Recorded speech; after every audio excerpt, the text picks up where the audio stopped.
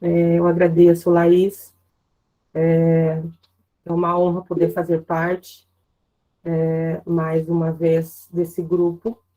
Confesso que estou um pouquinho fora da universidade, da academia, faz um tempinho. Então, toda vez que eu encontro vocês me vem logo na mente aquela saudade de um campus, né? A nossa universidade pública, como mesmo a Laís disse, que muitas vezes é muito atacada, né? Um processo de construção intenso. Nós temos um valor muito grande, nós temos uma responsabilidade social muito grande, e talvez por isso nós somos o foco, né? Sempre o foco da vez. Então, isso é importante. O que está acontecendo aqui hoje é importante. É uma festa, como diz a professora Wanda, né?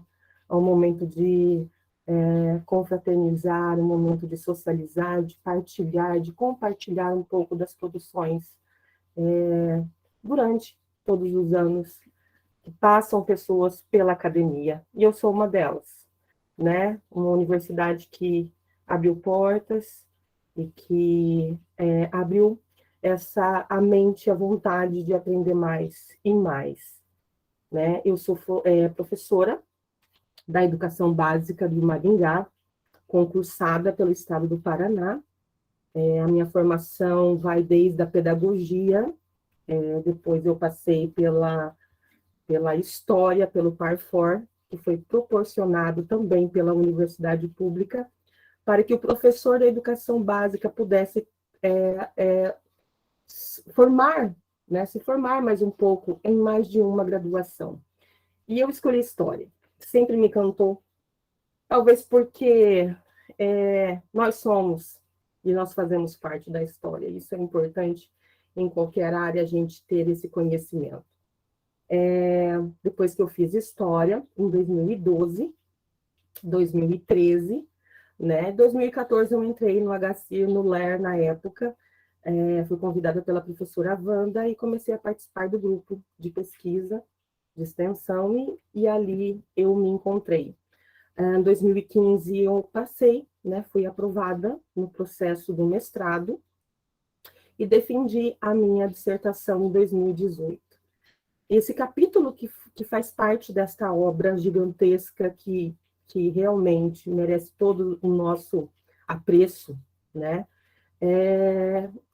O capítulo faz parte dessa dissertação. Foi dos elementos ali de um dos capítulos no qual eu e a professora Wanda, que foi a minha orientadora, nós conseguimos ali levar, né? Conseguimos explicar, compreender todo esse olhar desses dois intelectuais.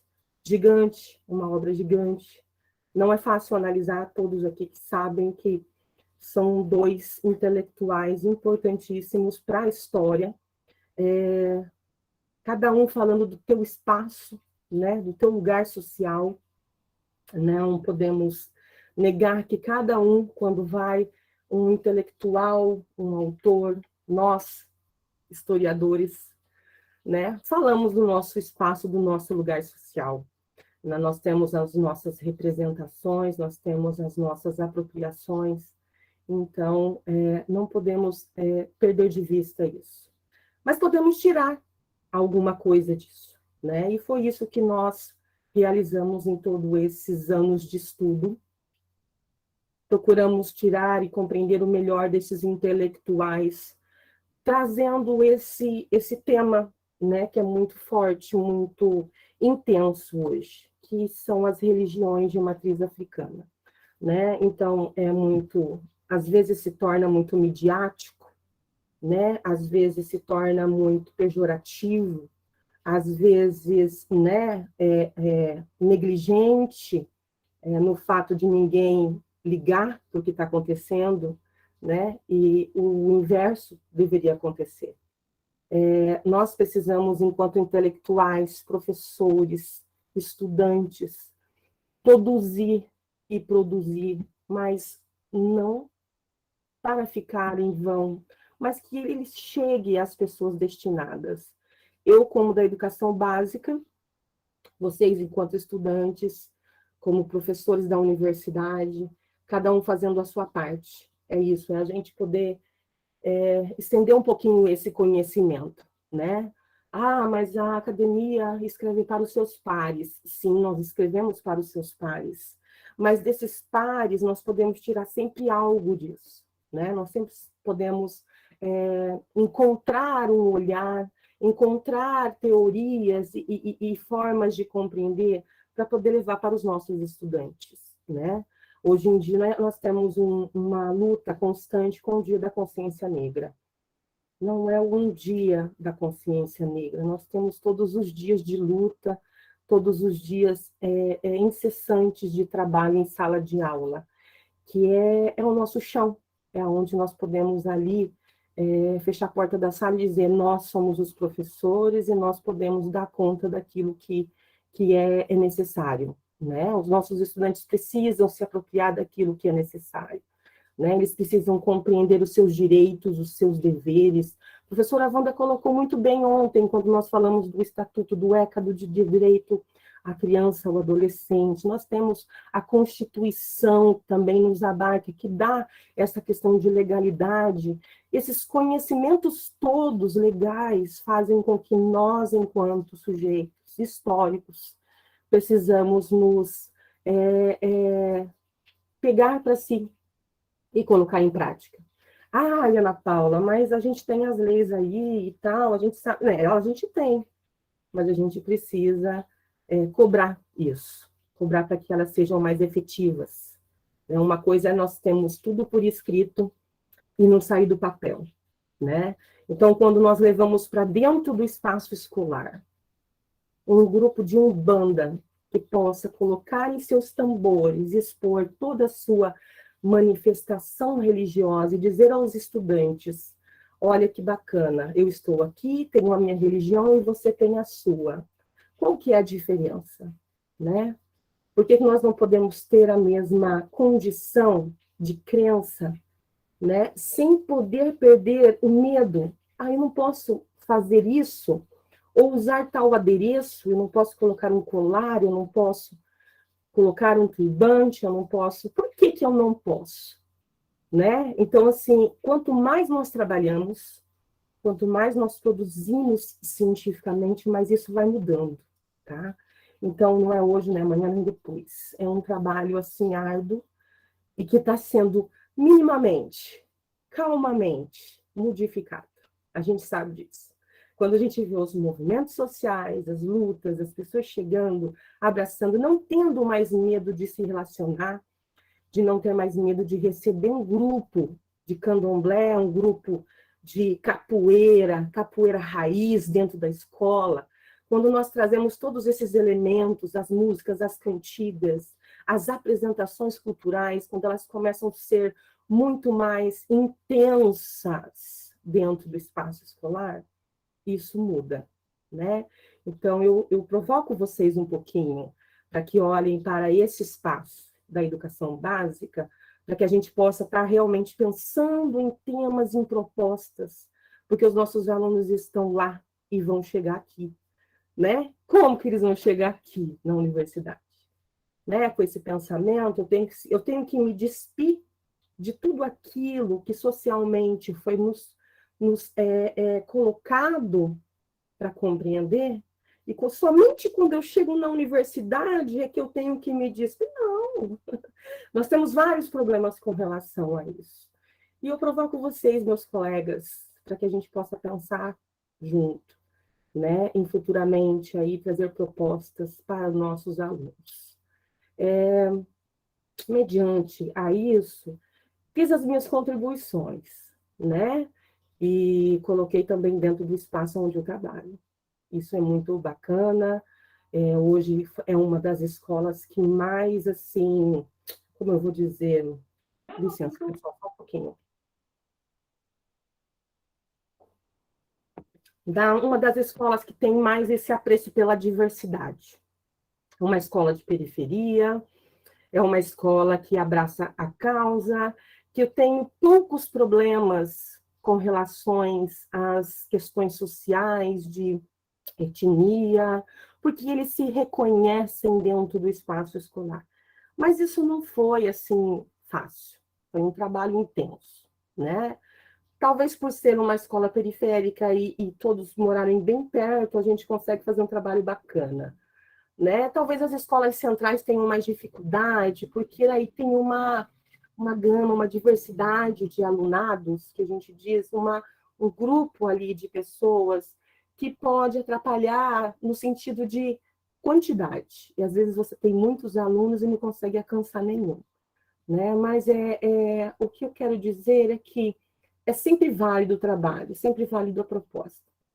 Nós temos aí uma escola que recebe elogios muitos, justamente por essas culturas, essas propostas, esse universo que nós conseguimos colocar dentro do espaço escolar, né?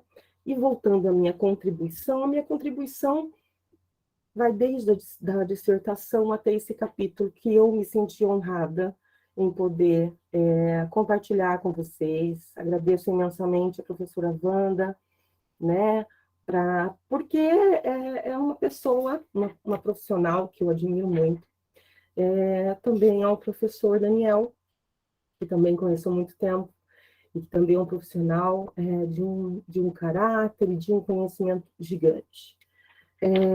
Não é fácil, mas é valoroso quando você chega em casa e vê isso, gente. Olha que bacana, né? E dizer assim, nossa, uma participação, né, de um capítulo numa obra incrível, né? Eu convido vocês, né? As meninas depois podem colocar no chat. Vocês vão ter ele com certeza, né? Vão participar até o final da semana, né? No link. Mas as meninas vão colocar aí, se acaso alguém quiser, o livro, né? Assim, físico, né? Eu, como sou meio das antigas, gente, meu negócio é folhear e riscar, tá? Então, vou folhear, vou riscar, vou colocar um monte, né? De colar papéis, porque eu acho que a gente conversa com o livro conversa com a gente. Então, à medida que você vai lendo, você vai registrando, vai aprendendo e você vai destacando elementos ali importantíssimos para a vida, né? Para o profissionalismo, para tudo, né? Então, como diz o professor Daniel ontem, ele disse assim, são saberes históricos em que a gente pode levar realmente, né? Então, vamos lá. As minhas contribuições e o nosso objetivo com o capítulo, né, que a Laís já nos colocou ali, é o Caseiro Santo, né, os ritos iniciáticos em Nina Rodrigues e João do Rio, né, os ritos iniciáticos que a gente propôs a trabalhar, ele está presente nas obras dos dois intelectuais, do Nina Rodrigues e João do Rio, e ele traz para a gente elementos importantíssimos, que vai falar do Rio, de um espaço, que é o Rio de Janeiro, e o outro no espaço de Salvador, né, na Bahia. E são olhares peculiares que nos trazem, nos remete a detalhes, a pequenos conceitos e palavras e frases que diz, nossa, impactante, realmente impactante. Mas a gente tem que se apropriar disso e dizer assim, por que eles foram os pioneiros? E às vezes até pensar, nossa, eles foram os pioneiros e trouxeram isso para nós hoje. Eles trouxeram esses detalhes, essas descrições que fazem com que a gente estude eles hoje, compreenda eles hoje e transforme em em crítica, e transforme em elementos que vai nos transformar enquanto sujeitos. E transmitir isso também, né? Um livro não serve para você fazer uma leitura se não poder fazer inferências, né? Então, é isso. Nós estamos aqui hoje para apresentar um livro para vocês durante a semana, apresentar alguns elementos de cada capítulo e dizer a vocês e fazer um convite, né, da leitura da obra por inteira, né, e não como a verdade absoluta, mas como que vocês possam transitar ali pela crítica, pela sugestão e até para a produção de vocês futuramente. Essa é a maior proposta, né? O objetivo, então, consiste em analisar ali esses ritos iniciáticos, dentro dessas duas narrativas, desses dois intelectuais que são os pioneiros, para tratar sobre isso, sobre essas religiões afro-brasileiras, né, nós trouxemos aqui alguns teóricos, né, que vão ali nos ajudar e vão lançar ali alguns olhares acerca desse rito de iniciação.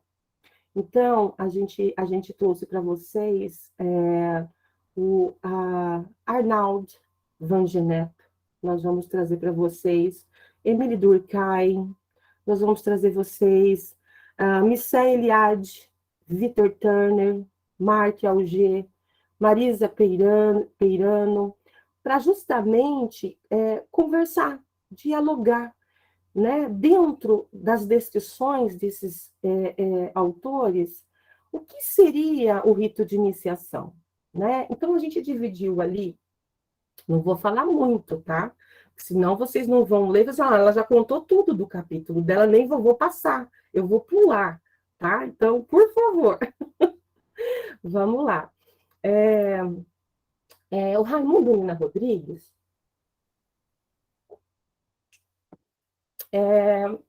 nasceu em 4 de dezembro de 82, em Vila Mangá, atualmente sede do município de Vargem Grande, no Maranhão. Ele faleceu em 17 de julho de 1906, aos 43 anos, em Paris. Ele é filho de Coronel Francisco Solano, e da dona Luísa Rosa. Né? O pai dele era dono de engenho, a mãe era descendente da família Sefardim, que veio para o Brasil, fugindo aí das perseguições de judeus e dos judeus ali da Península Ibérica.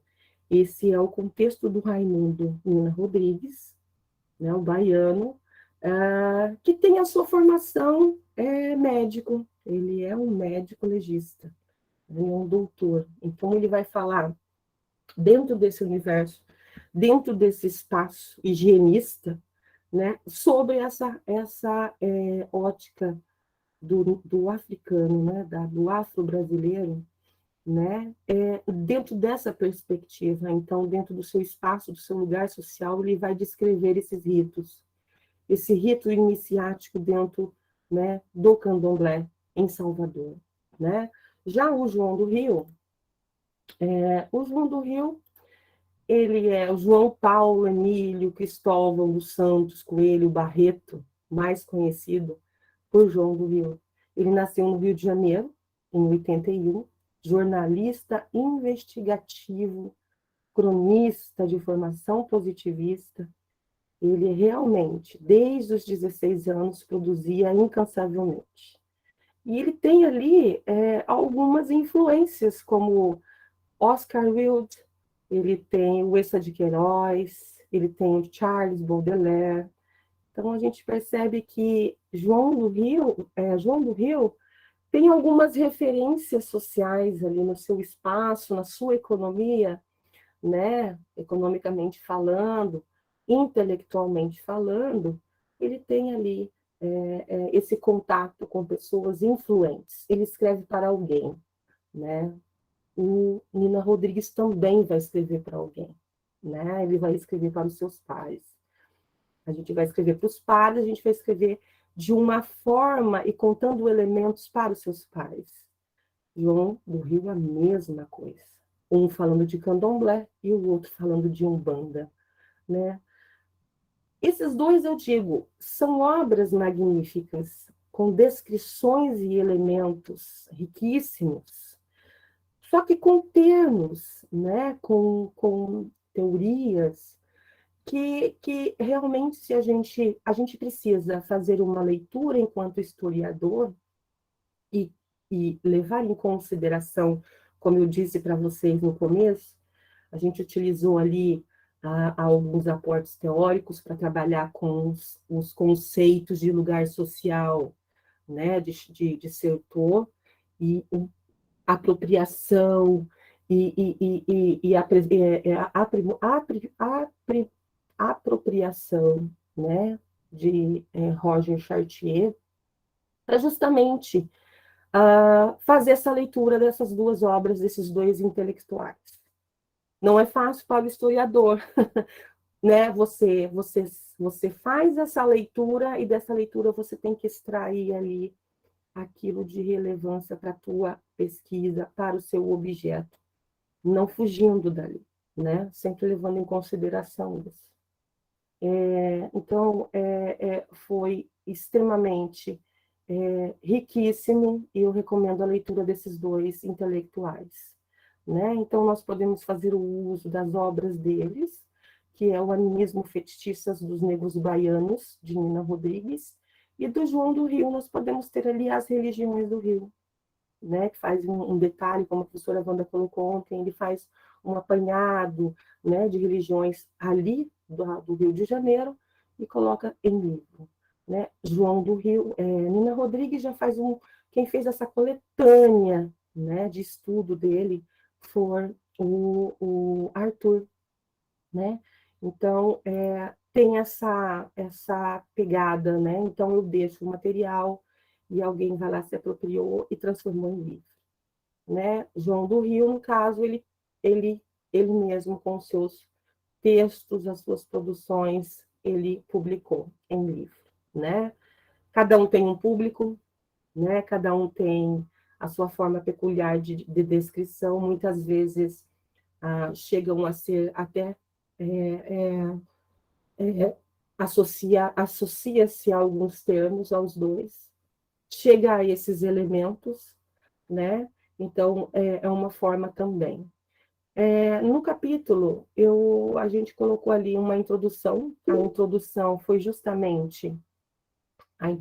justamente de descrever esses dois intelectuais, né? Então, eu vou descrever Nina Rodrigues, o seu espaço, eu vou descrever o João do Rio, né? E ali eu trago alguns elementos, que é essa questão dos aportes teóricos. No segundo momento, a gente vai fazer um pouquinho ali uma conversa com o rito iniciático e esses elementos de significação.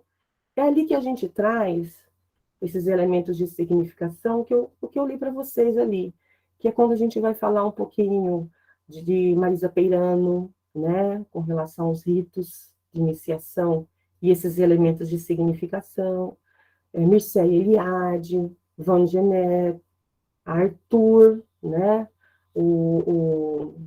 desculpa, o Victor Turner, né, e Auger, Michael G. São esses intelectuais, esses escritores que a gente traz ali no segundo momento para falar um pouquinho sobre o rito de iniciação e esses elementos de significação. O que seriam esses elementos de significação? Seriam ali a relevância do que seria esse rito, né, para o sujeito, para a religião, o que seria para ele de significado, né? Alguns elementos que falam como, né, fazer, como se iniciar, né? Alguns elementos importantes ali, né? Esse é o segundo momento. No terceiro momento, né, do capítulo, a gente vai trazer para vocês o fazer o santo. E quando a gente faz o santo, a gente traz aí, então, a obra dos dois intelectuais, Nina Rodrigues e João do Rio. E são excertos que a gente tira das suas obras para realmente descrever como, em detalhes, eles observavam essas manifestações religiosas, né?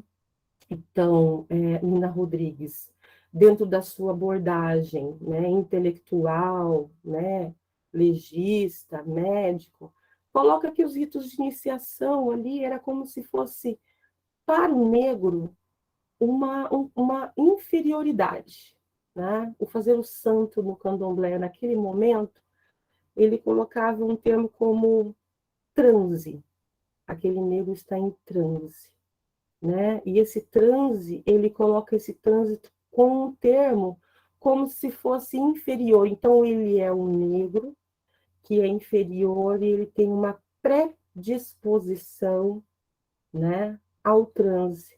Quando ele tem esse contato com essa manifestação religiosa, ele entra nesse transe.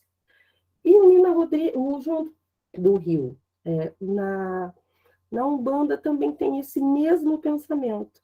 Ele traz o transe também. Ele traz o transe como um negro, como a professora descreveu ontem também, a professora Wanda, o malandro, aquele que é duvidoso, né? Aquele que fica nas esquinas, né? Então, os termos pejorativos que apresentam no capítulo, não vou descrever aqui, mas tem vários elementos ali, e termos e conceitos que eles atribuem a essa manifestação religiosa, faz com que eles descrevam deste espaço, deste lugar, né? Eles descrevem detalhes dessa manifestação. O Nina, ele descreve de uma forma, como vou dizer, de uma forma científica, com detalhes científicos. Já o João do Rio descreve com termos pejorativos, desqualificando aquela manifestação e deixando o negro ainda mais à margem, ou seja, naquele momento de república, né, naquele momento onde o negro estava à margem, então para que a gente vai fazer algo a mais por ele? Então, a gente só vai descrever. Conforme o negro Antônio está me dizendo, a gente escreve. E aí eu digo para vocês, ele tem um leitor, e ele precisa publicar para alguém. E essa leitura, ela é perigosa, né? Hoje, pensando para nós, agradou muito a gente, né? Agradou um certo público. Enquanto nós, historiadores, hoje nós temos que pensar sobre isso e dizer assim, opa, são dois autores, escreveram, deixaram ali as suas impressões, cabe a nós hoje fazer essa interpretação, né?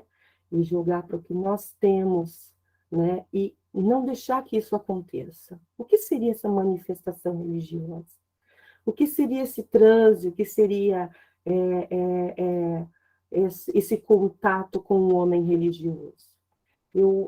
Se vocês me permitem, faço uma leitura, a Mircea Eliade agora, do qual a gente tomou Mircea Eliade como uma das referências, né? Então, citamos aí vários autores, mas foi em Mircea Eliade que nós nos pautamos para descrever, tá? Para nós fazermos toda essa referência. Então, vamos lá. Mircea Eliade coloca assim: seja qual for o contexto histórico em que se encontra, o homo religioso acredita sempre que existe uma realidade absoluta, o sagrado, que transcende este mundo, que aqui se manifesta, santificando-o e tornando real. Crê, além disso, que a vida tem uma origem sagrada e que a existência humana atualiza todas as suas potencialidades na medida em que é religiosa, ou seja, participa da realidade. Os deuses criaram o homem e o mundo, os heróis civilizadores acabaram a criação. E a história de todas as obras divinas e semidivinas está conservada nos mitos. Reatualizando a história sagrada, imitando o comportamento divino, o homem instala-se e mantém-se junto aos deuses, quer dizer, no real e no significativo. Essa manifestação religiosa, esse contato com os deuses, fazem com que os negros se aproximem dos seus ancestrais, né? Então é isso que a gente precisa encontrar. Mas a gente encontrou várias coisas aí. A gente encontrou vários elementos importantíssimos nas obras dos dois. Nós temos as descrições que está no capítulo, não vou descrever aqui para vocês. Mas nós temos o rito propriamente dito, né? Nós temos aí desde o banho de purificação, desde da vestimenta, nós temos desde aí a festa, a apresentação, a saída do santo, né? A saída dessa Iaô. Nós temos aí desde os batuques, as comidas, né? Os sacrifícios que são feitos, tudo descrito neste capítulo. Então, eu deixo para vocês, né? Instigar um pouquinho mais a curiosidade de vocês dentro desse pequeno capítulo que fala desse rito iniciático, né? É uma ótica de dois intelectuais dentro de universos diferentes, mas que, de certa forma, destacou aí e deixou a gente em ponto de alerta, né? Temos que pensar nessa cultura afro-brasileira e fazer com que ela se fortaleça cada vez mais. Eu tenho que deixar bem claro que cada um tem o seu desejo de se manifestar religiosamente. E que essa religião, ela não é uma religião por si só. Ela é uma religião que tem significado e que diz algo sobre a existência humana. Então, quando eu pratico um determinado rito, quer dizer que eu estou mais próxima daquilo que eu acredito, né? E é deste momento e é deste espaço que eu me coloco enquanto historiadora e procuro, né, investigar um pouquinho mais a fundo sobre isso. É isso.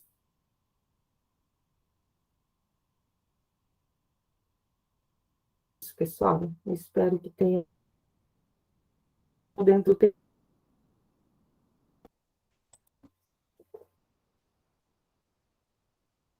Muito obrigada, professora Ana Paula. Muito bom te ouvir.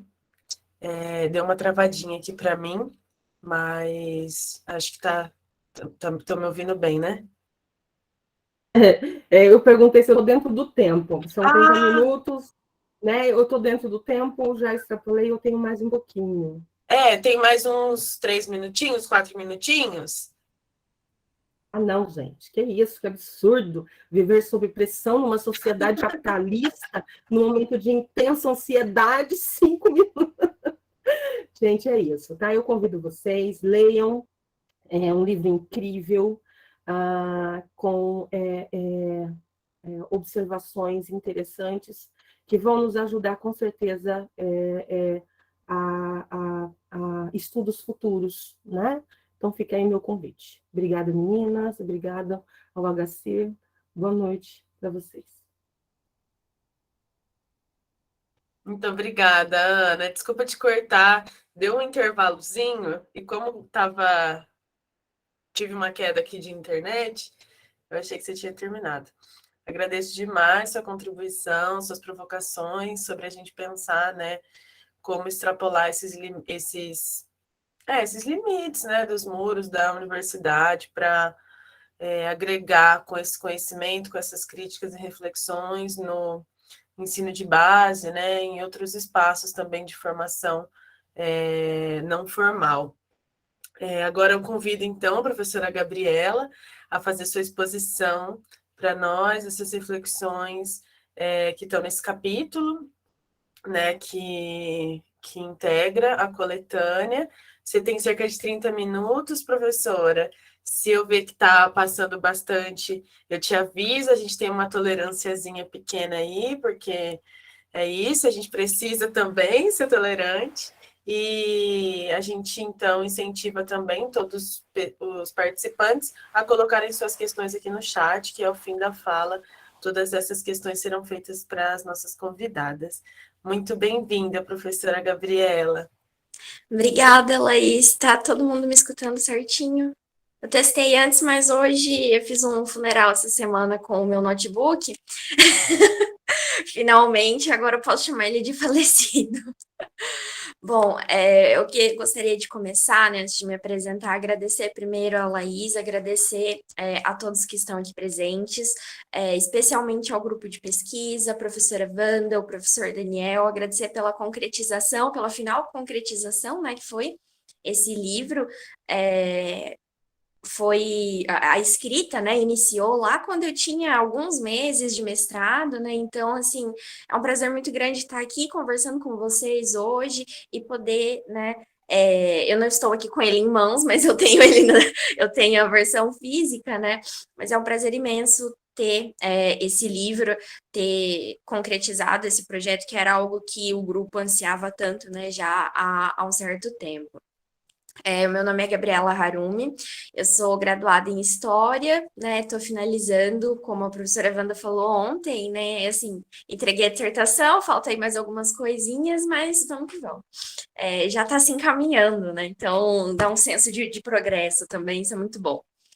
E esse capítulo, ele é um desdobramento do que eu fiz, né, na minha pesquisa, basicamente, né, esse projeto em curso ainda, né, do mestrado, ele se intitula César e Lombroso e o Espiritismo na Itália do século XIX, e a gente busca compreender quais foram as condições, né, por quais feixes de relações o Lombroso foi capaz de elaborar esse conhecimento, de sistematizar determinadas informações, né, de estar pensando o espiritismo, fenômenos mediúnicos, pensando mulher também, porque ele estudou uma médium mulher, né, a partir do prisma científico, né.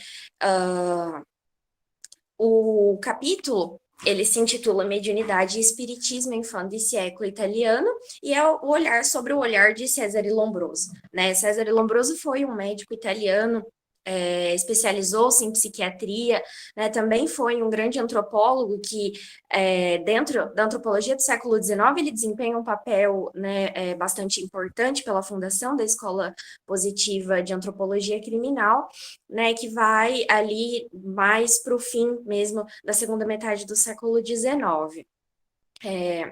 A obra que a gente está analisando e que vocês vão, né, perceber, que vocês vão encontrar tanto no capítulo quanto é a mesma, né, do meu projeto também, né, da minha dissertação, Hipnotismo e Mediunidade. Essa obra, ela foi publicada originalmente cerca de alguns dias após o falecimento de Lombroso, em 1909, então é uma obra póstuma, mas ela vai ser traduzida para a língua portuguesa só em 1943, por iniciativa da Federação Espírita Brasileira, né? Tem essa lacuna temporal, né, entre a publicação italiana e a publicação em língua portuguesa. É uma obra que ela é bastante extensa, né? São vários assuntos que o Lombroso vai trazer, né, para pensar na categoria de espiritismo, pensar como o espiritismo, né, independente se esses fenômenos eles estavam sendo analisados nos povos europeus, né, ali na sua contemporaneidade do século XIX, né, ou em outras regiões, né, do mundo também. Então, nosso trabalho ele foi mais de situar historicamente essa obra, né, e refletir as principais categorias que embasaram o Lombroso a elaborar, né, esse conhecimento científico, né, por se tratar de um médico, a gente sempre salienta, né, que é um discurso intelectual, é um discurso que fala para os seus pares, né, assim como a Ana estava falando do Nina Rodrigues hoje, né, e também do João do Rio, são públicos específicos, né, o Nina Rodrigues, ele fala para os pares dele, ele traz toda essa bagagem científica, esse vocabulário, essa linguagem, né, quase que no sentido de um idioma mesmo, um idioma médico, para explicar religião, para explicar fenômenos religiosos, para explicar a mediunidade, né, e aqui no Lombroso a gente também percebe, né, essa atuação desse lugar social aqui, usando já o Certeau, que é um dos embasamentos metodológicos e teóricos, tanto da dissertação quanto do capítulo, né, que é esse lugar que se sedimenta, né, o que o Foucault chamaria de poder. Eu não vou entrar nessas considerações teóricas e metodológicas hoje, porque eu gostaria que vocês lessem o capítulo pensando na diversidade que foi o movimento espírita no século XIX, né? O Lombroso mostra isso, né? Aliás, ele mostra, não só para mim, mas para os seus leitores, né? E tanto no momento do século XIX, ele vai participar dessas diversas formas de se pensar o espiritismo, né, que foi um movimento que inicia lá em 1848 nos Estados Unidos, e com um caráter muito mais social, político, de reivindicações sociais pelo sufrágio feminino, que coloca também em perspectiva, né, as questões raciais sobre reencarnação e como isso se relaciona, né, com a questão reencarnacionista também, que é algo muito presente, né, na literatura de Kardec, por exemplo. Para quem tiver curiosidade, já vou deixar aqui indicado, saiu um dossiê da Revista Brasileira de História das Religiões, o dossiê se chama Religiões Mediúnicas, e que inclusive foi coordenado pela professora Wanda, e um desses artigos vai tratar justamente sobre isso, né, que são de dois professores, que eu tenho, né, muita honra de poder falar, que os conheço e que são, né, tanto minha bibliografia quanto pessoas que a gente até trouxe, inclusive, em outros eventos, que é o professor Marcelo Bulão Pimentel e Rodrigo Farias. Eles vão fazer um trabalho em que em que eles vão pensar os Estados Unidos e essas intersecções, né, sobre as questões raciais e como isso foi, como essa questão ela se desdobrou nos jornais, né, e até mesmo nessa circulação de informações, né. Na França, a gente tem o espiritismo francês, que foi elaborado, né, pelo Kardec, que vai ser codificado, né, que é geralmente a palavra que mais se usa quando a gente fala, né, do Pentateuco kardecista, né, que é o livro dos espíritos, o livro dos médiuns, o céu e o inferno, a Gênese e o Evangelho segundo o Espiritismo.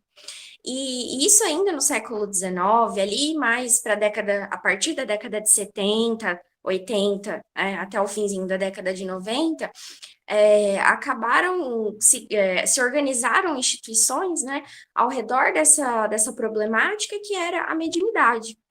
E essas instituições, como no caso da Inglaterra, né, em 1882, a Sociedade de Pesquisas Psíquicas, elas se organizavam com essa premissa de estudar esses fenômenos, né? Então, quando o Lombroso elabora esse conhecimento científico, ele não faz sozinho, né? Ele tem um grupo de intelectuais que está ali produzindo antes dele, né, e que continuaram produzindo também após o seu falecimento. Mas nesse capítulo em questão, a gente buscou trabalhar com a mediunidade e o espiritismo, porque foram duas das nuances que mais saltaram, né, inicialmente na leitura e na concretização, né, do início ali da dissertação, né, daqueles primeiros momentos que a gente está rabiscando, né, não dá nem para falar que é um texto ainda propriamente, porque passa por tantas transformações que ao final é bastante interessante de ver, né, toda essa metamorfose.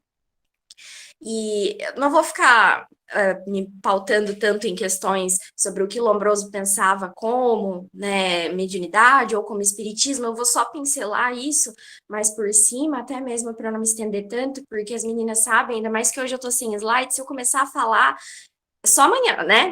Só amanhã que para.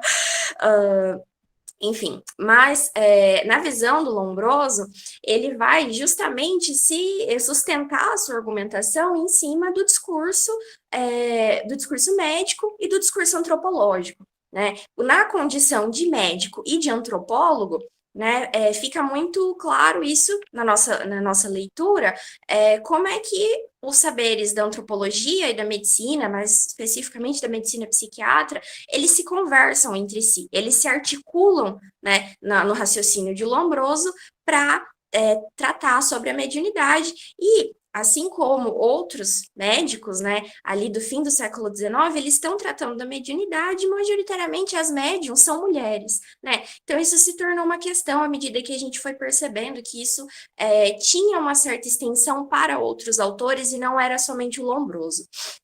Né, a Ana Paula Voz Martins, ela vai falar justamente sobre essas tarefas fundamentais que a psiquiatria toma ali no fim do século XIX, especificamente, e principalmente a medicina moderna, né, que são essas categorizações do ser humano, categorizações que, a partir de um paradigma científico, vai se vai classificando, né? Acho que a professora Wanda falou um pouco também sobre isso na questão do João do Rio, né? A gente vai traduzindo o que os olhos, né, veem na condição de pesquisador, né? A gente eu estou pensando aqui em como organizar as ideias que Lombroso traz de uma forma tão, às vezes, densa, né? Para tentar entender como é que esse raciocínio foi elaborado no século XIX e ali naquele ambiente da Itália, mais especificamente, né? Tem um termo também que é bastante interessante para a gente pensar um pouquinho do Lombroso, que o Celso Castro traz em Evolucionismo Cultural, né, de suas obras, que é o termo antropólogo de gabinete, né? Porque quando Lombroso começa a falar sobre o que ele considera como espiritismo, ele deixa bem claro que o espiritismo está sendo englobado como um fenômeno que abrange todos os fenômenos, todas as experiências mediúnicas, todas as produções mediúnicas, todas as formas de comunicação com os mortos, casas assombradas, duplos, enfim, ele faz um apanhado geral de diferentes formas com que esse espiritismo está sendo visto, está sendo categorizado, está sendo colocado dentro das fronteiras, né, da ciência e da psiquiatria, em contraposição também com os intelectuais espíritas, né?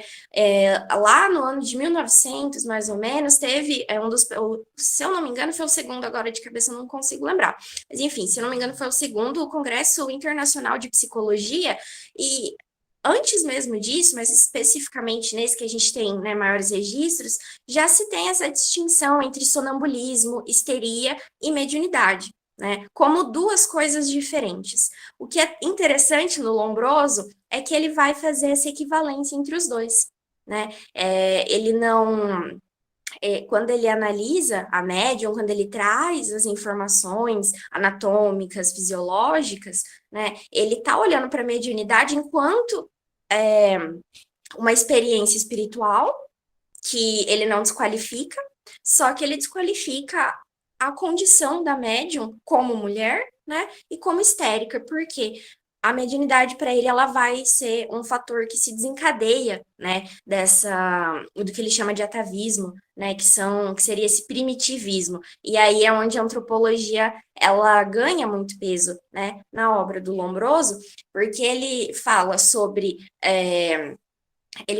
os italianos, mas ele também vai falar até mesmo sobre os japoneses, ordalhos, gregos antigos, algumas regiões da Índia, algumas ilhas da Indonésia também, e que estavam, né, que tinham em seus costumes, em suas práticas, em sua cultura, aspectos que ele associou ao espiritismo, né? E a gente chama de, né, aí retomando o Celso Castro agora, né, a gente utilizou essa categoria de antropólogo de gabinete, porque embora ele esteja falando de todas essas culturas, de todos esses povos diferentes, ele não saiu da Itália, propriamente, né? Ele não foi um etnólogo, né? Ele estava a partir de uma bibliografia ampla, né? De uma biblioteca de livros, de produções intelectuais, produções históricas, e a partir dessas produções, a partir de todo esse material, é que ele vai elaborar e relacionar determinadas práticas com o espiritismo e com a mediunidade,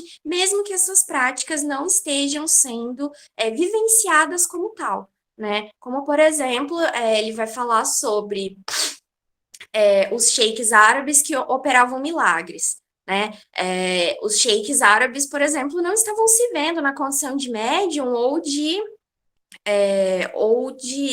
milagreiros, né? Assim, ou espíritas, por exemplo, né? Não é a mesma categoria, mas no Lombroso ele traz como se fosse por associação, né?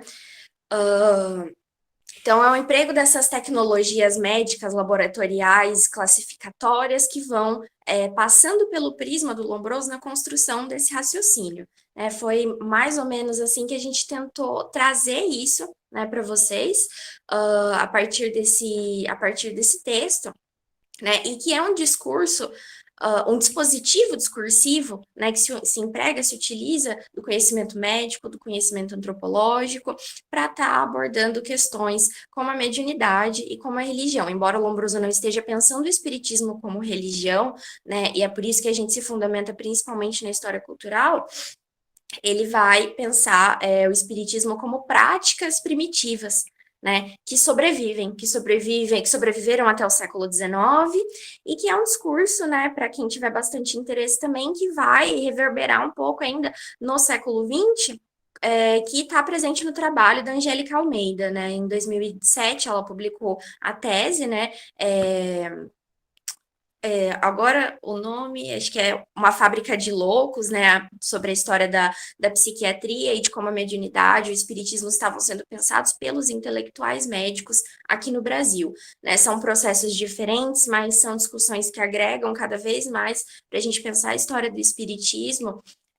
E principalmente nessa obra do Lombroso, ela é muito significativa porque inicialmente eu falei, né, sobre essa lacuna temporal que a gente tem da tradução para a língua portuguesa.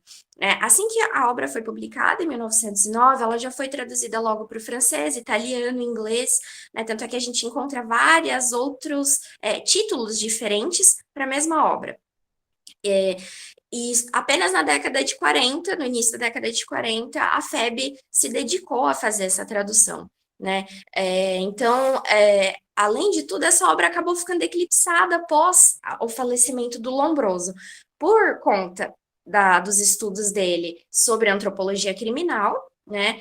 Que, assim, em termos de capital simbólico, né, em termos de fama e de ser conhecido internacionalmente, foi o que deu, de fato, impulso na carreira dele como médico, como professor, mas especificamente sobre o espiritismo, as pessoas acabaram deixando de lado, tanto na literatura científica quanto na literatura historiográfica, e foi a partir disso que surgiu, né, assim, a nossa inquietação em pensar melhor sobre isso, em pensar melhor sobre o espiritismo e o que significa, no que consiste esse espiritismo a partir da visão do Lombroso.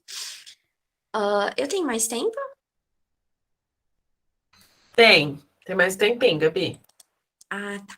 Então, falei que não ia falar muito sobre questões do aspecto teórico-metodológico, mas ainda nesse sentido mesmo de pensar, né, sobre essa obra que ficou relativamente eclipsada no trabalho do Lombroso, né, a gente pensou isso caminhando em contrapartida a ideias estanques, né, pensando como a gente pode... O Bruno Latour tem um artigo, né, Não Descongelarás a Imagem, né, como é que a gente pode descongelar, né, não quebrar o gelo no sentido de destruir, mas de descongelar no sentido de perceber como é que essas ideias, né, elas estavam sendo pensadas lá, como é que a gente pode pensar essas ideias hoje também, as nuances desse discurso, e principalmente como é que esse lugar social está sendo articulado pelo Lombroso, né, que está ali numa sociedade aristocrática, recentemente unificada, né, porque ele está ali pós-contexto da unificação italiana também. E, além de tudo, né, como já foi ressaltado pela Ana e pela professora Wanda, né, os médicos, né, da medicina legal, eles tinham, sim, esse poder sobre os corpos, né, a partir desse dispositivo discursivo que eles exercem esses poderes sobre os corpos de pessoas que estão à margem da sociedade, marginalizadas, vulnerabilizadas, enfim, pensando... as mulheres no século XIX, né, é bacana para a gente perceber como é que o espaço religioso ele vai tendo, né, determinada abertura, ainda que não seja, né, assim, não no sentido de colocar no pedestal, mas no sentido de elas passaram a ter mais voz dentro do espaço religioso, nas sessões espíritas, porque elas passaram a ocupar determinados centros, né, nessas equações. Eu vi que tem algumas perguntas, agora eu fiquei curiosa. Acho que eu vou finalizar, a gente pode passar para as perguntas, senão eu vou acabar falando, eu acho que eu já entreguei a surpresa também. Eu sou uma pessoa péssima para fazer surpresa, gente, de verdade.